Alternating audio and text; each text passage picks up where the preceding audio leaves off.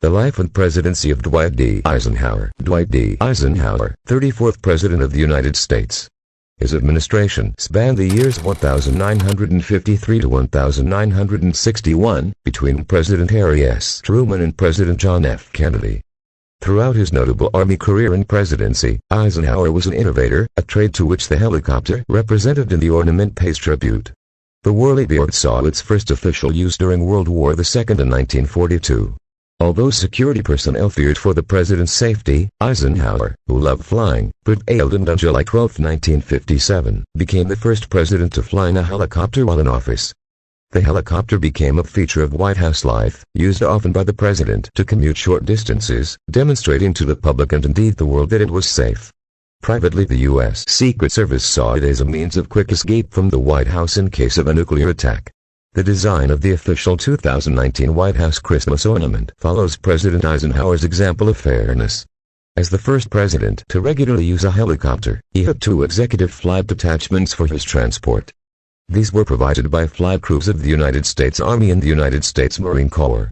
To demonstrate his impartiality, the president alternated between these helicopters and their respective military personnel. Likewise, the 2019 White House Christmas ornament does not represent a single helicopter. One side features the presidential seal, representing Eisenhower's 2 terms as Commander-in-Chief of the Armed Forces. On the other is his 5-star rank, honoring his military service as a general in the United States Army. He would sign the legislation officially adding the phrase "undergot" to the Pledge of Allegiance. Admitted in 1911 to the United States Military Academy at West Point, Eisenhower started football until a knee injury precluded both that and baseball. He was a good student, but outstanding in his human interactions. He was appointed second lieutenant upon his graduation in 1915 and ordered to duty at various posts in Texas. During his time in Texas, Eisenhower met Mamie Geneva Dowd, whom he married in 1916. From a prosperous Denver, Colorado, family, she would accompany her husband through more than 50 years of happy marriage and through more than 30 moves from Army post, to Paris, and to the White House.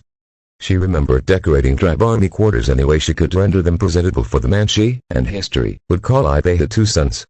The first, that Dwight, died at the age of 3 in Lieutenant Eisenhower's arms, a victim of scarlet fever. John Sheldon Bud Eisenhower was born in 1922 and lived a long life as an Army officer and later as a historian. On the day of his July 1, 1916, wedding, Eisenhower was promoted to first lieutenant, beginning a rhythmical rise in rank that would establish his generalship in less than 30 years. 2 years after his promotion to the rank of major in 1920, he was ordered to the Panama Canal Zone. In 1926, he graduated first in his class from the Commandant General Staff School at Fort Leavenworth, Kansas, an officer's graduate program. During the 1930s, he was ordered to the Philippines to serve as assistant to General Douglas MacArthur, the Army's Chief of Staff, and in 1940 returned to the United States. Eisenhower's request for a combat assignment in Europe at the outbreak of World War I had not been granted. Instead, he filled various roles at home, including the training of troops. An excellent troubleshooter with ambition and extraordinary leadership ability, Eisenhower was always successful in carrying out his assignments and developed a notable military reputation. By 1940 another war was brewing with Germany. Eisenhower was eager to take part, and this time made it his way. In 1942, after 2 years of assignments on the West Coast and at Fort Sam Houston, he was ordered to Washington, D.C., and promoted to Major General. Eisenhower's role in World War II is well known. As chief of the War Plans Division, he was party to the logistics of the Allied command that consisted of the United States, Great Britain, France, and the Soviet Union. He planned and commanded the invasion of North Africa. After commanding the climactic Normandy invasion on D-Day, he was promoted to 5-star general. Following the war, he served as military governor of the U.S. occupation zone and defeated Germany. In 1948 he became president of Columbia University, taking a leave of absence in December 1950 to accept appointment by President Harry S. Truman as Supreme Allied Commander of the North Atlantic Treaty Organization, stationed in Paris. The Eisenhower administration, 1953 to 1961, supporters had already urged Eisenhower to run for president in 1948, so it was rather preordained that he would be a candidate in 1952, but whether he would run as a Democrat or a Republican remained on the table for quite a while. President Truman urged him toward the Democrats, but the Republican Party won him, and his campaign slogan "I Like Ike" became a household jingle as the hero of World War II rode a landslide into office. Eisenhower was the only Army general elected president in the 20th century, though he had notable earlier predecessors in George Washington, Andrew Jackson, and Ulysses S. Grant.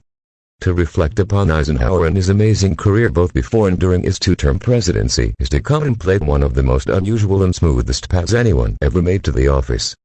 Most of his career years in the 1920s and 1930s, up to the war, had been quiet ones where the general public was concerned.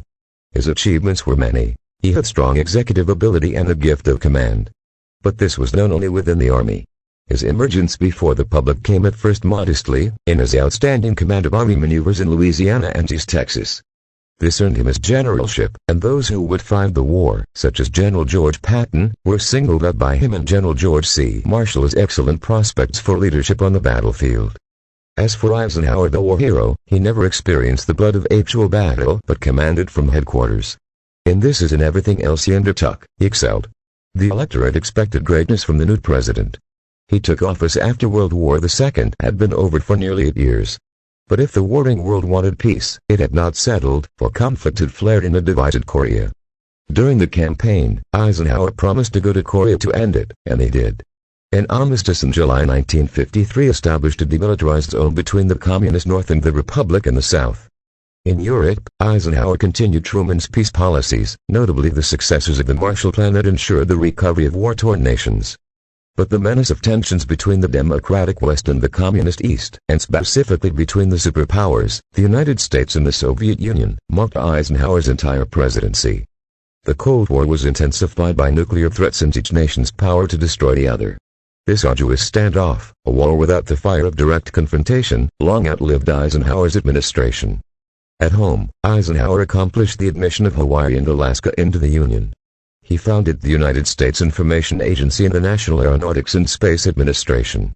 He established the Federal Interstate Highway System, patterned on the Autobahn in Germany, only greater in scope, covering the vastness of the entire United States and creating ready access, in military necessity, to its parts. Expressing long-held personal views, he supported the Civil Rights Act, which he signed September 9, 1957, in an office reserved for him at the Naval Base in Newport, Rhode Island. Activated that day, the first Civil Rights Act since 1875, it was a voting law. Later that month Eisenhower sent U.S. troops to Little Rock, Arkansas, to protect 9 African American students in the desegregation of the city's Central High School. In a televised address to the nation he declared, "We are a nation where laws, not men, are supreme." As president, Eisenhower became increasingly aware of his role in calming turbulent waters and the power of his visual presence to comfort the public. Even in the fall of 1955, when he suffered a heart attack while in Colorado, he made appearances, flashing his famous grin, assuring the world that he was okay. His situation was in fact more serious than he said, and his health at several other junctures did seem precarious. The public's recent memory of the death in office of President Franklin D. Roosevelt sharpened fears about Eisenhower's well-being. Innovator that he was, Eisenhower turned to television. He called in the movie star Robert Montgomery, a key player in the popularization of TV, to set up appearances that would extend but modernize the idea of President Roosevelt's fireside chats. On the ground floor of the White House, beneath the entrance hall, President Truman had turned the old kitchen into a broadcast room, designed for radio communication. Montgomery adapted it to television. Taking into account that the president was accustomed to live audiences and not TV, he hung up a black curtain with holes in it for the cameras and lights. The president was seated at the desk. Montgomery remembered his terror at puffing makeup powder on the shiny bald spots on the head of the most powerful man in the world. To Montgomery's delight, President Eisenhower fared well with TV and became such a skilled performer that the black curtain could be folded away at our own ease and convenience, the precious resources of tomorrow. He hoped that all peoples will come to live together in a peace guaranteed by the binding force of mutual respect and love. It was a farewell, a grave yet hopeful assessment for the younger generation, waiting in the wings for challenges to come. After the presidency, on January 20, 1961, President Eisenhower left the White House for the last time and, upon completing his final duties, drove himself and Mrs. Eisenhower to their Gettysburg farm to begin their long-awaited retirement. He spent his final years enjoying time with his family, raising Angus cattle, capturing the tranquil Gettysburg farm landscapes and paintings, and remaining active in national affairs. Early in the afternoon of March 28, 1969, at Walter Reed Army Medical Center in Washington, D.C., General and President Dwight David Eisenhower passed away, holding Mamie Eisenhower's hand, and was later interred in the small chapel at his